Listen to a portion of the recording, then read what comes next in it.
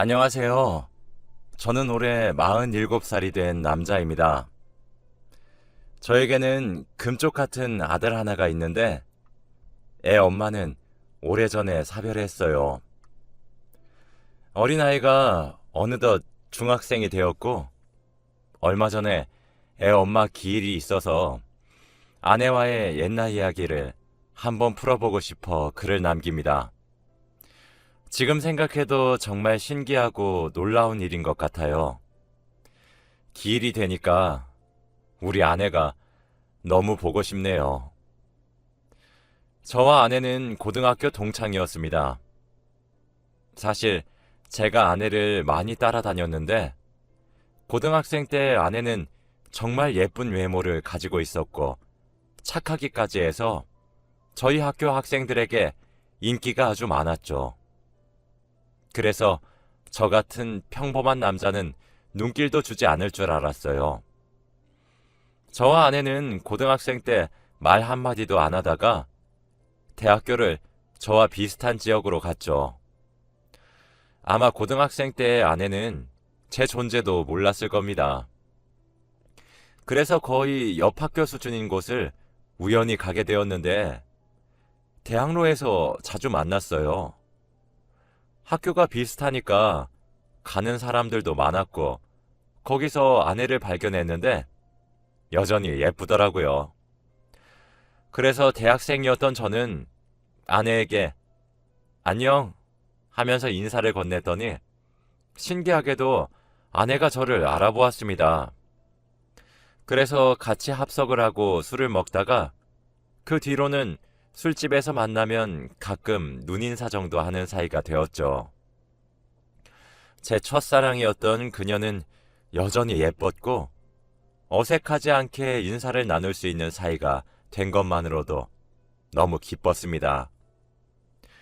시간이 지날수록 개인적으로 단둘이 만나는 횟수도 늘어났고 점점 그녀도 저를 남자로 보는 것 같더라고요. 저를 좋아한다고 단도직입적으로 말하는 그녀에게 저는 바로 고백을 했고 그렇게 저희는 사귀게 되었답니다. 저와 그녀는 너무 잘 맞았고 오래 사귀었어요. 한 8년 정도를 사귀었는데 헤어질 때는 30대 초중반이었습니다. 저희가 헤어진 이유는 바로 그녀의 집안 때문이었죠. 그녀는 집이 굉장히 부잣집이었고 30대가 넘어가니까 집안에서도 결혼을 하라고 부추겼나 봐요. 그래서 저와 결혼을 하겠다고 하니까 당연히 부모님은 부잣집이랑 결혼을 해야 한다고 하셨고 여자친구는 절대 그런 결혼 안 하겠다고 반항을 했죠. 그런데 그녀의 아버지가 저를 개인적으로 찾아와서 내 딸을 사랑한다면 헤어져 주세요. 라고 부탁하시더라고요. 흰 봉투를 주시면서 그렇게 말씀을 하시는데 거절할 수 없었습니다. 만약 저와 그녀가 결혼을 한다면 당연히 힘들게 살게 뻔했는데 그녀를 위해서 이별을 하는 것이 맞다고 생각했죠. 저와 헤어지고 좋은 남자를 만나서 행복하게 살길 바랬거든요. 그래서 며칠 뒤 바로 이별을 통보했습니다. 그날 정말 많이 울었어요. 이렇게 울다가 죽을 것 같을 정도로 펑펑 우니까 감당이 안 되더라고요. 그녀도 당연히 왜 그러냐면서 저를 붙잡았지만 저는 차갑게 돌아섰습니다. 그냥 네가 싫어졌어 라고 하면서요. 지금 생각해도 정말 나쁘게 말한 것 같아요. 어제까지 잘 지냈던 남자친구가 이렇게 한순간에 변해버리니까 그녀도 혼란스러웠을 겁니다. 아무튼 그렇게 헤어지고 한 일주일 후에 친구에게서 전화가 오더라고요.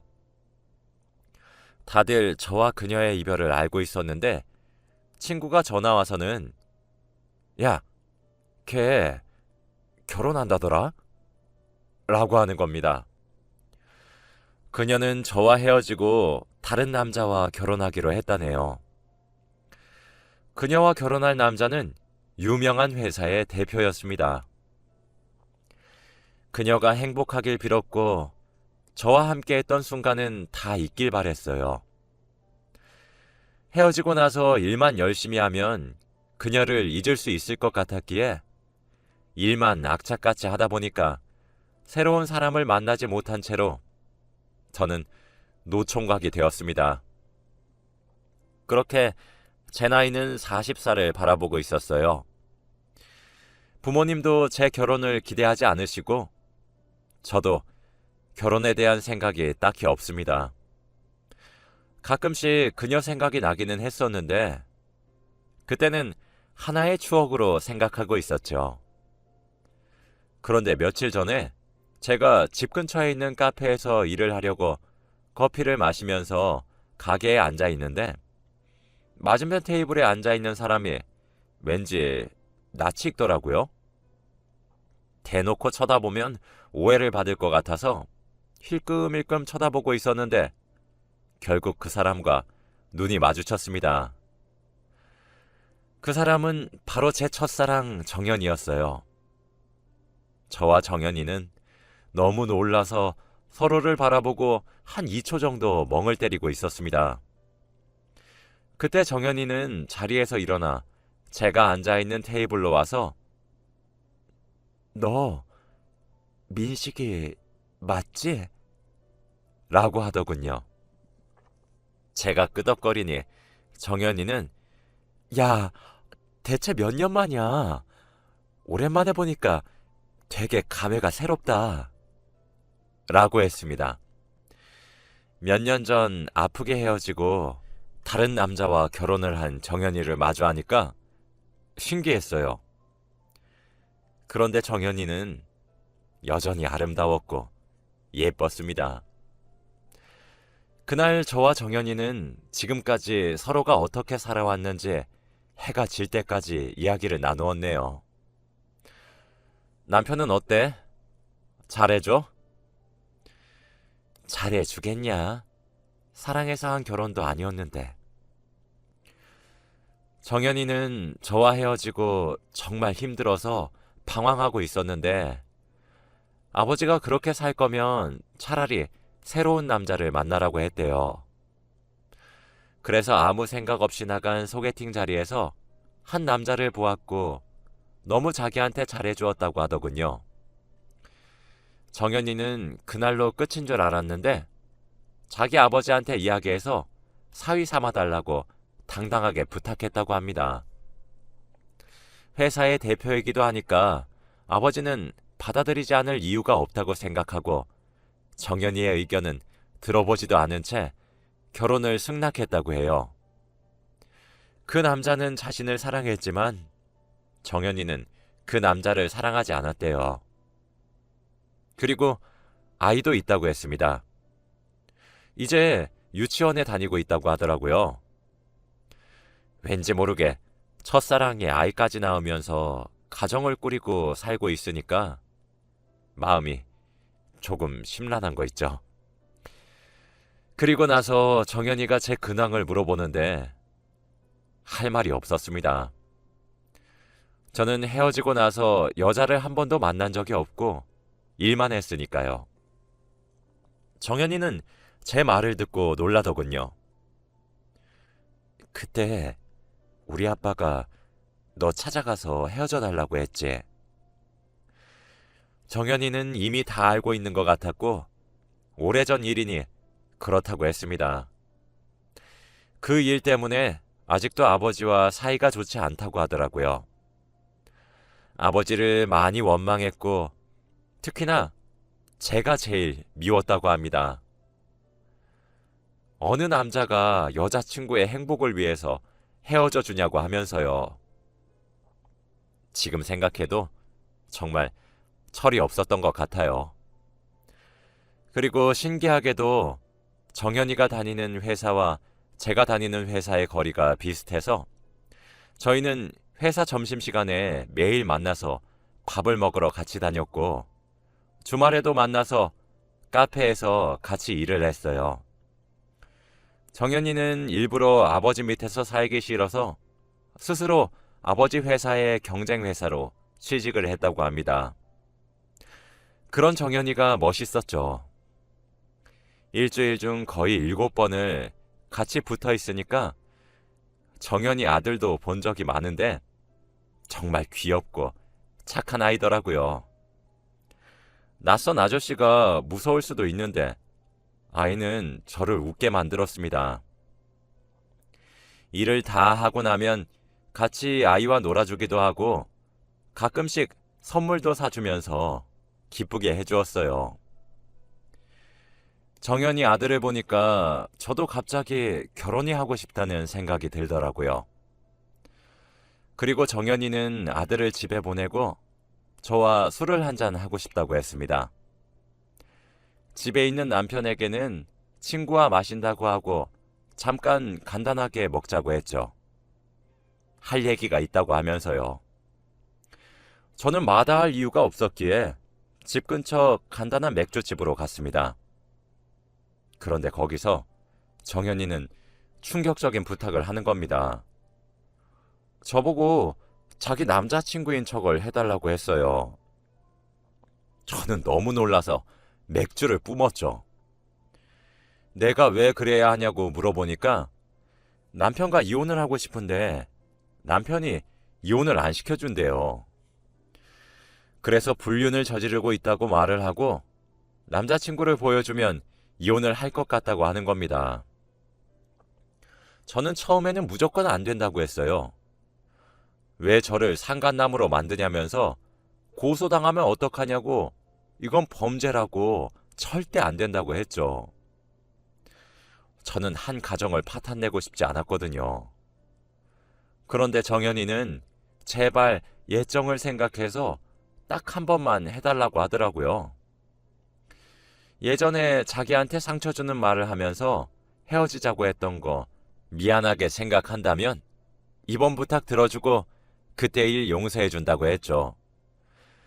솔직히 몇 년 동안 그때 정연이에게 나쁘게 말을 하고 돌아섰던 기억이 계속해서 떠오르긴 했고 항상 미안하게 생각하고 있었습니다. 정연이가 용서해준다는 말에 갑자기 흔들리게 됐고 결국 부탁을 들어주기로 했죠.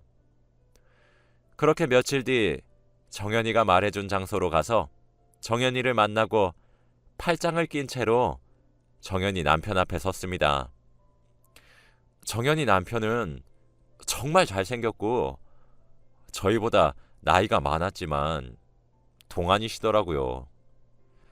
도대체 이런 남편이랑 왜 이혼을 하려고 하는지 의문이 들었습니다.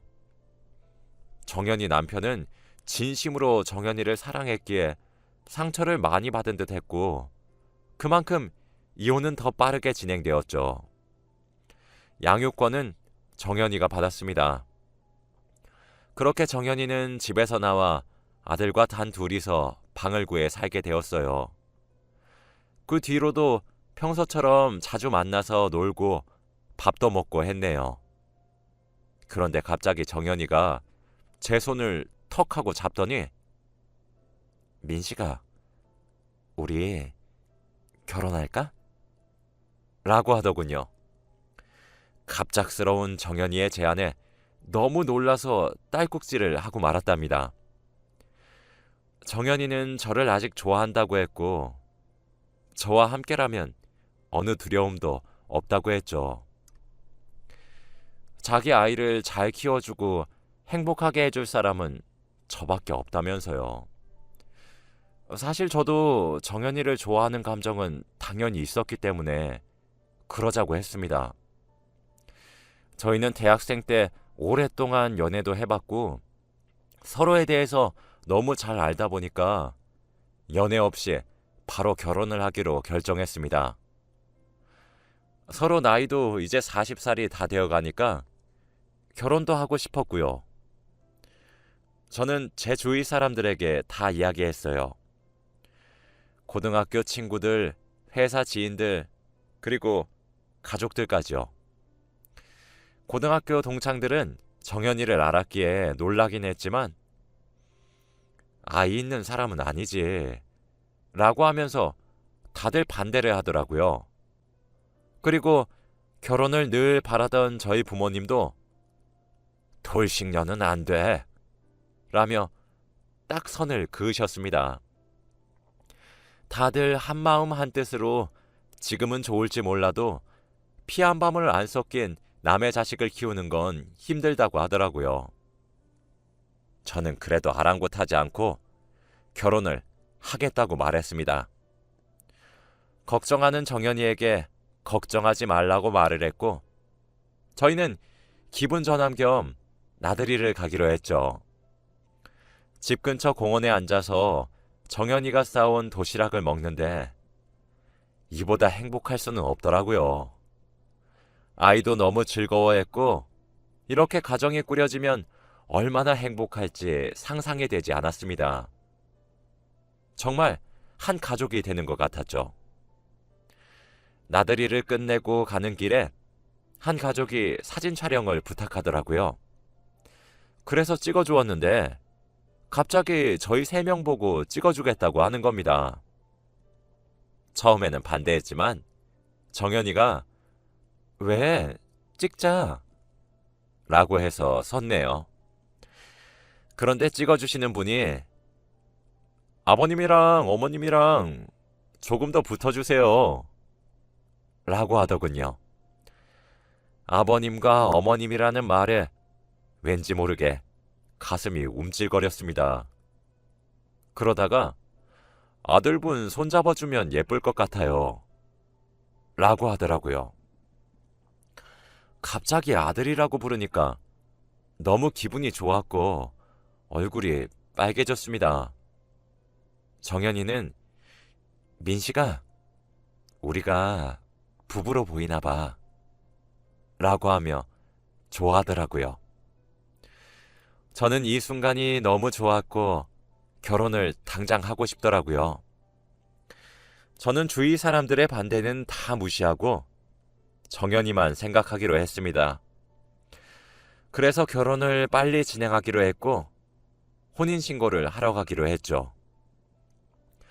저와 정연이는 시청 앞에서 만나기로 했고 약속 시간보다 일찍 도착한 저는 시청 앞에서 정연이를 기다리고 있었어요. 그런데 약속 시간이 10분, 20분, 30분이 지나도 정연이가 오지 않는 겁니다. 전화도 받지 않고 문자도 답장이 없길래 걱정이 되었죠. 그런데 한 번호로 전화가 오더라고요. 받았더니 응급실이었습니다. 혹시 박정현 씨 보호자분 되세요? 여기 병원인데 지금 오셔야 할 것 같아요 라고 하더라고요. 너무 놀라서 무슨 일인지 물어보지도 못하고 당장 택시를 타고 병원으로 향했습니다. 그런데 병원에는 피를 흘리고 있는 환자들이 너무 많았고 그 중에서 정연이를 찾는 일이 쉽지 않았죠. 간호사가 말하기를 정연이가 타고 있던 버스가 무려 8중 충돌 사고가 일어났다고 해요. 너무나 크게 교통사고가 나는 바람에 승객에 있던 사람들 중 대부분은 생명이 위험하다고 했습니다. 겨우 발견한 정연이는 숨을 거두기 직전이었고 결국 5분도 되지 않아 세상을 떠났습니다. 어떻게 혼인신고를 하는 날에 이렇게 하늘로 가나요? 그 자리에서 저는 소리를 치며 오열을 했어요. 솔직히 제 인생의 대부분을 정연이와 함께 했는데 이렇게 떠나가다니요. 이제 드디어 결혼을 하고 가정을 이루고 아들과 셋이서 행복하게 살 날만을 기다렸는데 말이죠. 저는 도저히 눈물이 멈추지 않았습니다. 시간이 어떻게 흘렀는지도 모르겠어요. 장례식장에서 정연이의 아버님은 제 뺨을 때리시고는 자네가 우리 딸 죽였네 라고 하셨습니다. 저는 거기서 아무 말도 하지 못했고 순순히 인정했어요. 처음부터 저와 만나지도 않고 결혼하기로 약속도 하지 않았으면 혼인신고를 할 이유도 없었을 테고, 그러면 정연이가 그 버스를 타지도 않고 죽지도 않았겠죠. 모든 게 다 제 탓 같았습니다. 죄책감이 너무 많이 들더라고요. 아직도 정연이가 살아있는 것 같고 꿈에서도 너무 자주 나옵니다. 그리고 딱 한 가지 걸리는 게 있었는데 바로 정연이 아들입니다. 이혼을 해서 정연이 혼자 키우고 있는데 이제 이 아들은 아빠에게 가야겠죠. 어린아이가 엄마의 죽음을 받아들이기 힘들 텐데 말입니다. 너무 마음이 아프고 미안했어요. 저는 겨우 마음을 가다듬고 아이의 아빠를 찾아갔어요. 그런데 정연이와 헤어지자마자 다른 여자를 만났는지 행복해 보이더라고요. 아이를 데려다 주니 내가 왜 키워요? 어차피 내 애도 아닌데 라고 하더라고요. 저는 책임감 없는 그 남자의 멱살을 잡고 애 아빠란 사람이 할 소리야? 라고 따졌지만 아니, 이 애 진짜 제 아들 아니에요. 그쪽 아들이잖아요. 라고 하더라고요. 저는 무슨 말인지 도저히 이해가 되지 않았어요. 정연이의 전 남편이 하는 말은 이랬습니다. 소개팅 날 만났고 정연이가 마음에 들어서 관계를 발전하고 싶었는데 갑자기 정연이가 자기한테 임신했다고 하더랍니다. 처음은 자기가 마음에 안 들어서 그런 핑계를 대면서까지 자기를 거절하는구나 싶었대요.